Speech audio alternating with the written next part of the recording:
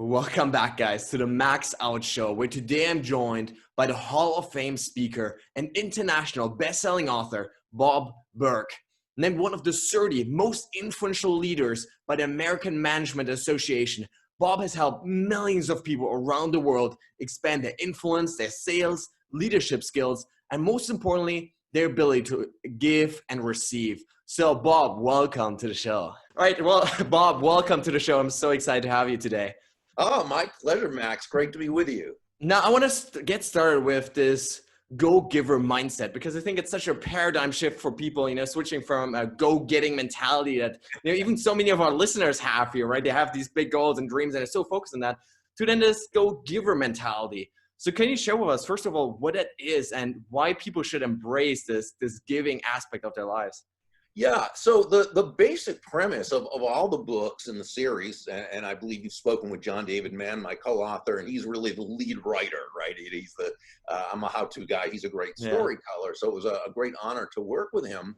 And the basic premise is simply that shifting your focus, and this is really the key, shifting your focus from getting to giving. And when we say giving, Max, we simply mean constantly and consistently providing immense value to others, understanding that doing so is not only a more pleasant way of conducting business, it's the most financially profitable way as well. And not for some, woo-woo way out there kind of reasons. It's actually very logical. When you're that person who can take your focus off yourself and focus on making it about others, bringing them value, helping solve their issues. However you would do this, people feel good about you. People get to know you, right? They like you, they trust you, they want to be a part of your life. They want to do business with you and or refer you to others. So it's very practical. You know what I love about you is like you're actually walking the talk here. So literally for our listeners, right before we got this conversation started, you were suggesting another podcast, host for me to, reach out to, right? It's like, so it's like, wow, that is that mindset, right? Of just always adding value. So I absolutely love that. Now you also talk about, how this go-giver philosophy is actually very much congruent with human nature. So can you share with us a little bit about that and how, that impact us?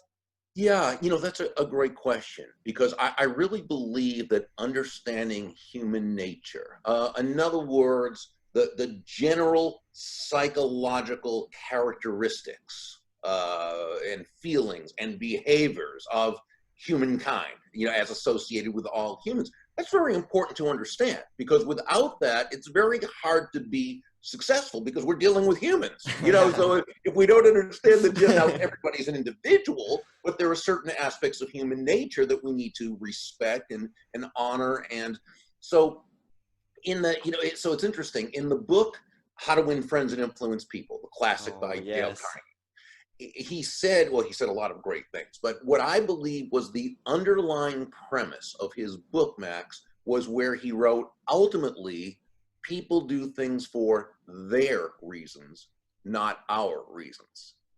So in understanding this, it means we need to realize that, hey, and I say this when I speak at sales conferences, no one's going to buy from you because you have a quota to meet. Yeah.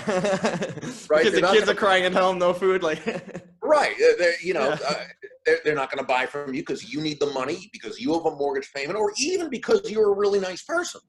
They're going to buy from you because they believe they'll be better off by doing so than by not doing so. And when you think about it, that's the only reason why anyone should buy from you, because they believe they'll be better off. I mean, that's why we exchange money for a product or service. So it's human nature. They're doing it for themselves. Now, what this means, and there's nothing wrong or right or whatever, it's just human nature. What it means, though, is that entrepreneur or that salesperson who embraces this and thus places their focus, actually places the interest of that customer even before their own. You're focusing on bringing and communicating immense value to them. That's the person who has created the environment where that sale is much more likely to happen. It's why John David Mann and I say that money is simply an echo of value. Yeah. It's the thunder, if you will, to values lightning, which means the focus must be on bringing value to another human being. That's tapping into human nature, okay? And the money we receive is simply a very natural result of the value we've provided another person. You know, I love this so much. And to add sort of another layer to this, you know, I come from a psychological background, and I was recently reading this research paper that was basically talking about, you know, kindness and giving and how that impacts the people around us, right? And what it was saying is that basically when you extend kindness, right, when I do something nice to you, right, I support you in some kind of way, not only are you the receiver happier, I'm also happier as a giver. And at the same time, an observer, like if your neighbor is watching me give you those flowers or whatever, that person is also happier. So not only adds success and, you know, referrals and sales and all that stuff, it also makes everybody happier and sort of lifts the whole tide.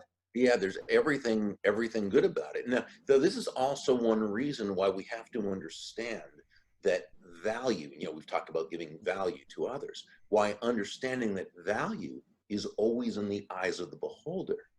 Because when we're giving what we believe is of value, we've got to understand it's not about what we believe is of value, it's what they believe is of value. And just as people want to be communicated with in different ways, some of these ways in which they feel is of value, other ways it's not. It's the same with what we give to them. So we always need to be, and this is why asking questions and listening is so important, because, you know, what really is selling? By definition, selling is simply discovering what the other person wants, needs, or desires and helping them to get it. Well, we all see the world differently, and we tend to think that what we find to be of value is what others find to be of value, and it's not necessarily so. So we ask questions and we listen in order to really, really understand what they need from us. Yeah, for sure. Now, does this mainly apply to the business and sales aspect, or is there really any area of your life where you want to, you know, convince people and? You know, that's such a great question, because I believe success principles work across the board. Any kind of universal laws or success principles where, so there's, you know, there's success in terms of financial, physical, spiritual, mental, emotional, social, relational, and probably a dozen other ways I'm not even thinking of. And so when we always act with a, if you want to say, a giving spirit, okay, always looking to put something into something, right, to add value to it, it tends to come back to us. You know, physically, if you're working out, to the degree that you put effort into your workout, you're going to be in better condition. In a relationship, to the degree that you focus on that other person, that's the degree they're going to feel good about you and focus back on you. Mentally, to the degree that you read and you listen and you learn, and well, that's the degree you're going to be have more knowledge and wisdom. So I think it really is all the area, and that's why in the story, in the original one, we had the subplot of Joe and his wife Susan and their relationship, because while it's a business book, it's a business story, we also wanted to kind of show that yes, it's all areas, not just one, not just business. Yeah, I love that. What you're really saying is it's not even just like in relation to like relationships in our lives, right? To business and all this stuff, to other people. We're really also the relationship to ourselves, this mental and emotional things, right? And like dealing and building that relationship with ourselves also comes down to giving, right? Giving ourselves Well that time said. and that space, Absolutely. that energy. Yeah. So I absolutely love that.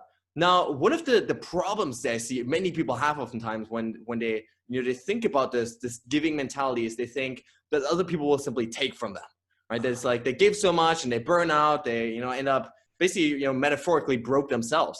So why is that not really the case? What can people do to sort of avoid that?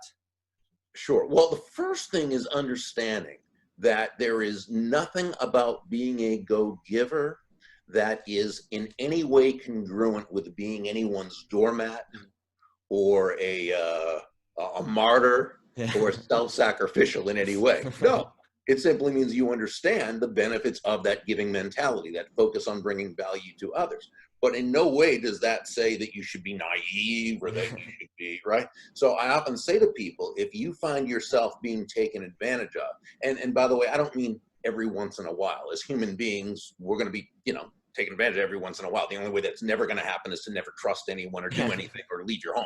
Okay. I'm talking about a pattern of being taken advantage of, Yeah. so forth. So if you find that's the case, this pattern of being taken advantage of, it's not because you're doing nice things for people. It's because you're doing things in a certain way that's creating that environment for allowing yourself to be taken advantage of. So if that's the case, you need to understand that and be aware of it, because it's only through awareness that we're in the position to improve in a certain areas. In a certain area. So we need to be able to set limits. We need to be conscious of when we're dealing with someone who's what we call a GoTaker, Yeah. as opposed to a GoGiver, you know. And so you know, and run our lives and conduct business that way. Yeah, you know, it's so important. I think this distinction really in GoGiver, GoTaker, GoGetter is really a Well, great way of yeah, you bring up a great point, because we would say a go-getter, it always depends how you define terms, right? Yeah. So, you know, I think when a lot of times when people think go-getter, they're thinking go-taker. But what if we define a go-getter as a person of action? Oh, we like go-getters. We love yeah, go-getters, for sure. right? Because nothing good, you know, no good idea is ever going to do anything unless action's taken. So we want people to be go-getters, people of action, and go-givers, people whose laser focus is on providing immense value to others. Be a go-getter and a go-giver, just don't be a go-taker. That's the person's focus is of all on themselves. It's take, take, take, without having added value to the person, to the process, to the situation. You know, I love this distinction because I think it really makes it clear. You've got to take massive action, right, on whatever goals you want to have, right? But at the same time, give value. So do that from a sense of always giving, always providing. Yes, I love that. Yeah. Wow, I love that. Now, you talked about this idea of value before, right? Of really bringing like massive amounts of value to other people. So can you share with us a little bit about these 5 laws of success that you guys talk about and how people can really incorporate them in their lives? Sure. Well, the 5 laws themselves are the laws of value, compensation, influence, authenticity, and receptivity. The law of value is sort of the foundational principle. They're all important, but this is the one upon which everything else is built.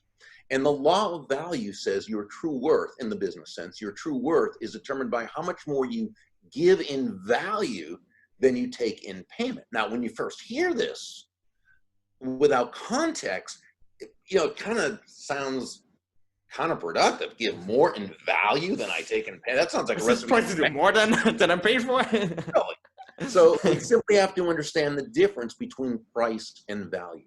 So price is a dollar figure or a euro figure, however you want to do it. The price is a dollar or a euro figure. It's finite. It simply is what it is.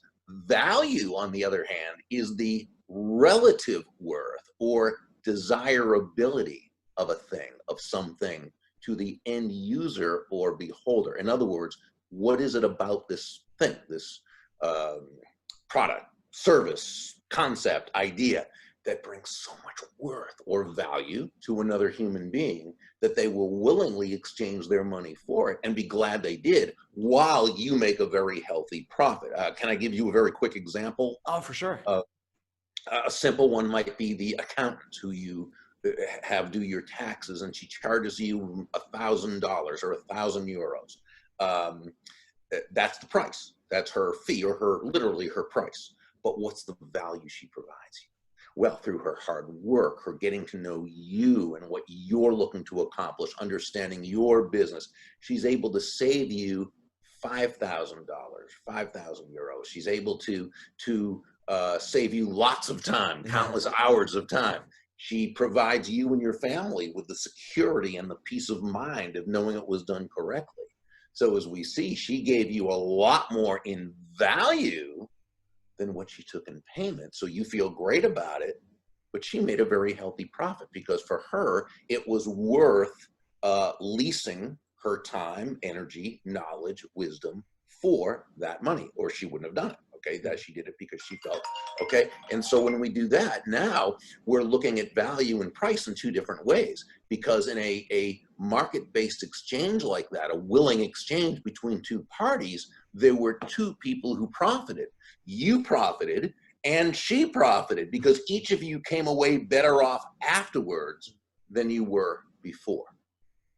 Yeah, I love this like win-win mentality. Yeah, exactly, exactly. So that's the law. It's very basically the law of value. Now, the law of compensation takes it to the next step. It says your income is determined by how many people you serve and how well you serve them. So where law number one says give more in value than you take in payment, law number two tells us that the more people whose lives we touch or impact with that exceptional value, the more money with which we'll be rewarded. Again, going back to your accountant, she gave you much more in value than she took in payment. You feel great about that. You feel great about her. You would do business with her again. I'm assuming you'd probably refer her to others. And her other clients feel the same way. So our accountant is very quickly amassing what we call an army of personal walking ambassadors. And as she continues to add that kind of exceptional value to the lives of more and more people, her income will continue to grow and grow. In the story, the CEO, Nicole Martin, explained to Joe, the protege, that while the law of value represents your potential income, the law of compensation, which is about how many lives you impact, that represents your actual value. So we could say exceptional value plus significant reach equals very high compensation. Yeah, this to me goes back to this go giver and go getter mentality, right? Like the go giver is really the value to provide, right? And then at the same time, the go getter mentality is really the compensation part. If Yeah, well, I can yeah, say it's this, the if you want work to say part. so, Yeah, right? It's that like where person you actually, serving a lot get of off the people. couch and actually, find the Absolutely, people yeah. and yeah. Exactly. Now, law number three, the law of influence, says your influence is determined by how abundantly you place other people's interests first. Again, not in a way that you're taken advantage of, or no, nothing like that.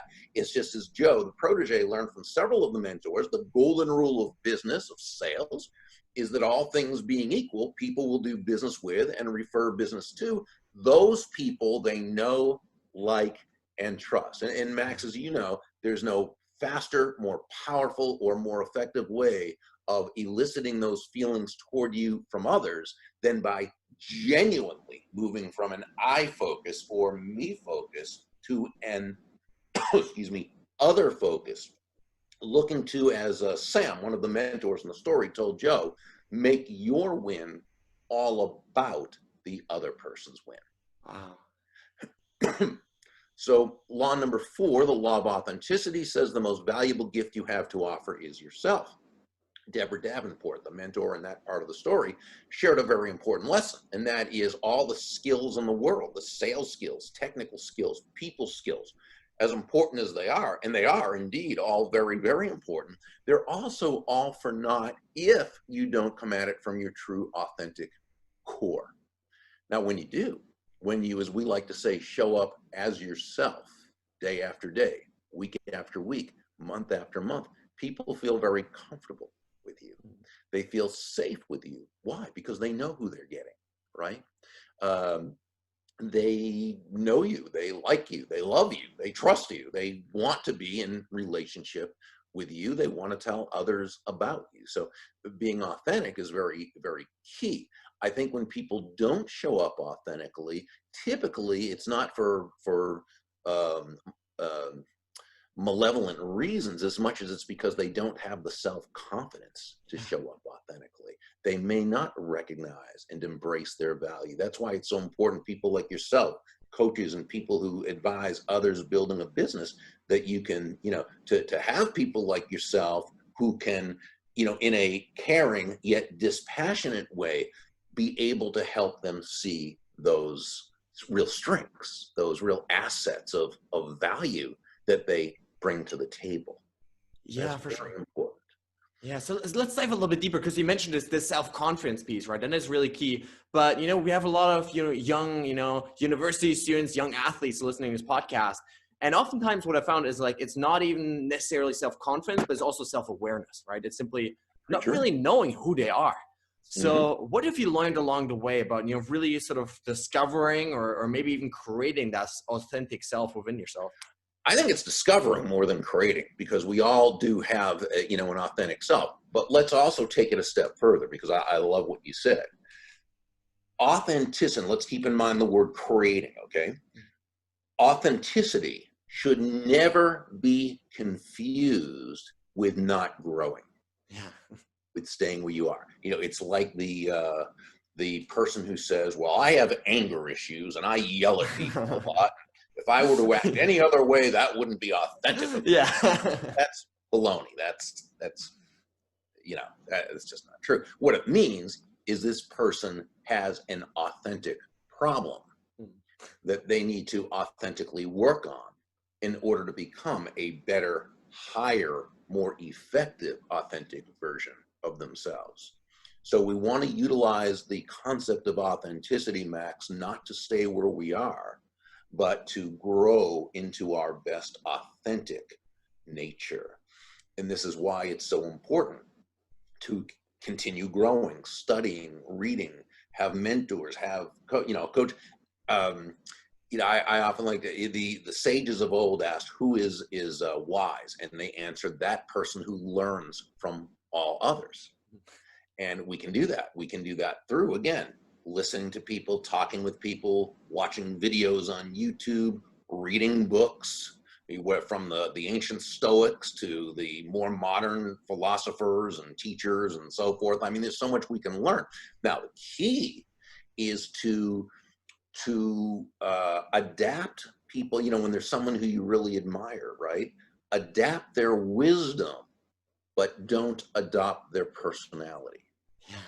And we see this so often when someone's up there and they're, people want to be like them. They think, oh, I've got to do exactly what they're doing with the same personality style and the same this and say the same. No, they're they and you're you. I can learn from everyone, but I can't be everyone. I can only be myself.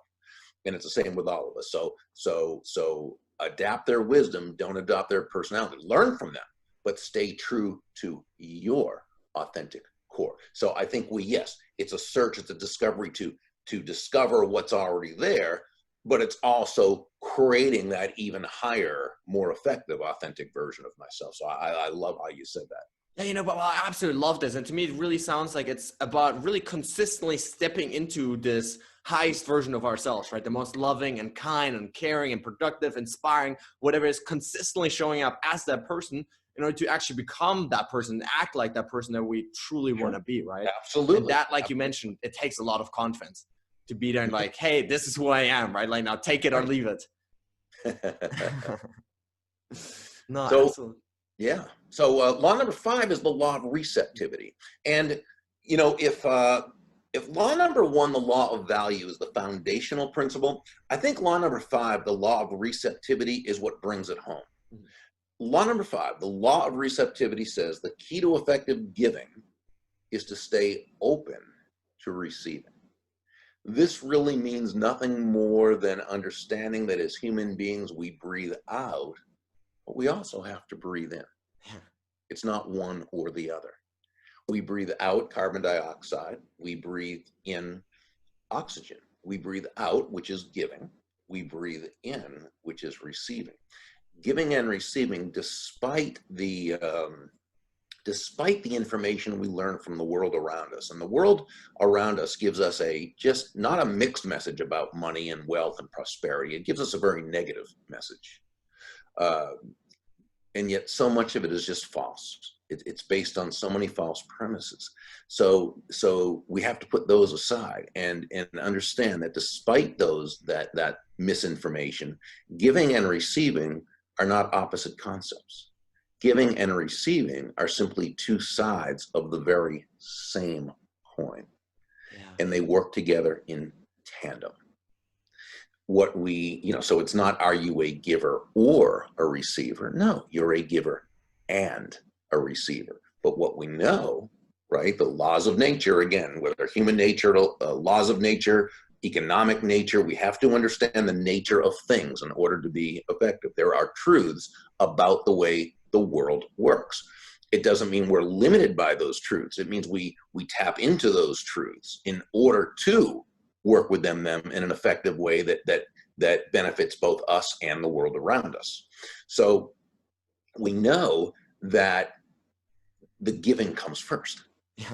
The giving must be the focus. We sow before we reap. And that's just a natural law okay? So we give first, we give value, and we give value consistent without attachment to the result, but we give value to the world around us, to others, to those we deal with.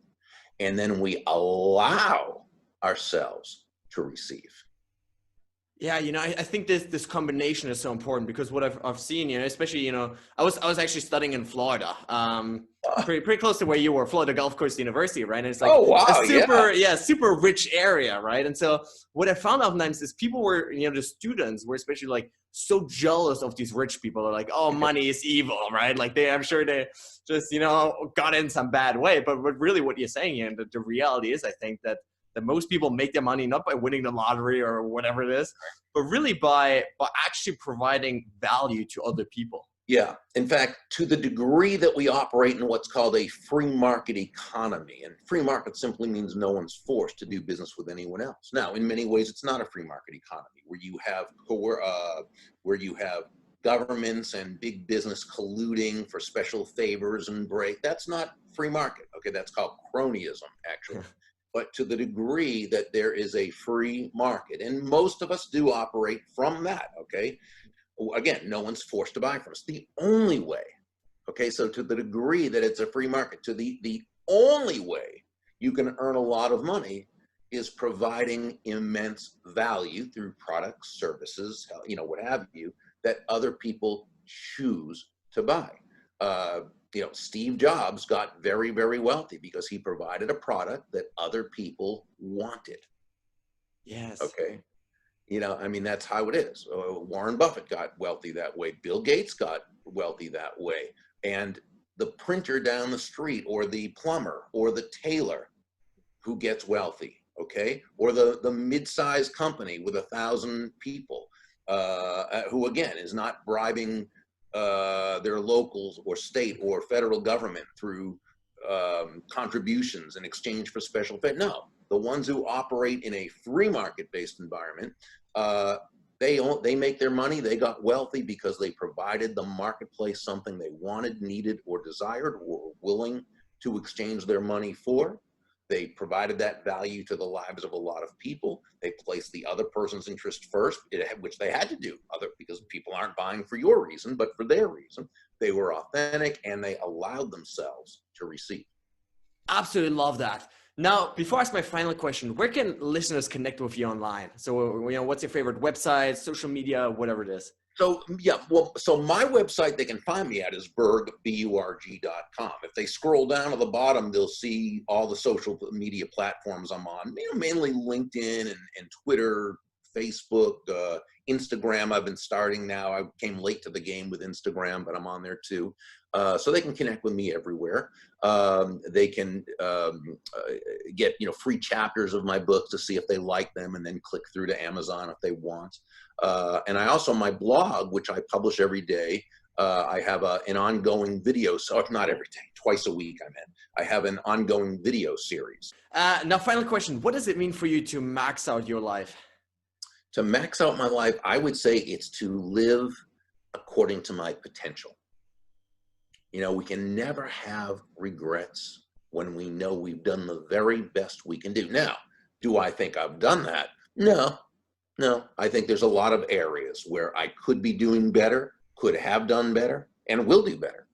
But I would say that, no, I don't believe that I have maxed out my life, as you'd say that, because I think there's a lot more potential I can tap into, and that means I have to take it upon myself to continue to learn and grow and do that. Applies to all of us, I think. So, hey, Bob, thank you so much for coming on the show. Oh, Max, thank you so much for having me. I appreciate you.